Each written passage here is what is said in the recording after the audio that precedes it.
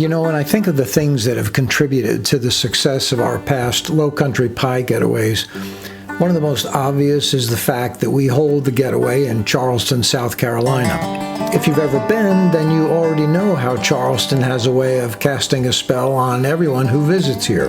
They call Charleston the Holy City, and the place is uncommonly blessed with such beauty and fascinating history and fabulous food and interesting places to shop and wander about. Of course, it doesn't hurt that we hold our Getaway and our Sunday send-off dinner in one of Charleston's most incredible kitchens, owned by our friend Chef Bob Wagoner. Cooking there is a little like dying and going to kitchen heaven. So Charleston, the city, is key to our pie getaway successes, but it doesn't hurt that if you want to learn how to bake a pie or sharpen your pie-making skills, there's no other event quite like it, at least to my knowledge. Think of our pie getaway as one big pie bake-a-thon. If you're not baking a fruit pie or a chess pie or a nut pie, a cream pie, hand pie, slab pie, quiche, galette, or mini pie, then someone next to you probably is, and you can drop by and trade tips, swap ideas, and learn from one another. And from me, of course.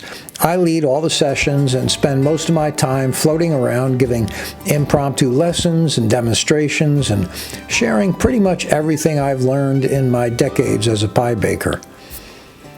But ultimately, even more than the fact that this is Charleston, more than the fact that you won't find an immersive pie event like this anywhere, the one constant that's always made our pie getaways such a success is the folks who come.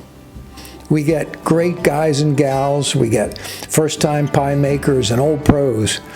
We get fast friends and lattice makers and finger lickers and note takers, giggles, and buttermilk pie, a Lowcountry tradition.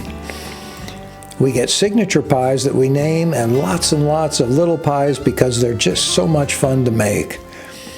And without fail, by the time we pack up and leave town, it feels like we've experienced something so unique and so special that all we can think about is doing it all over again.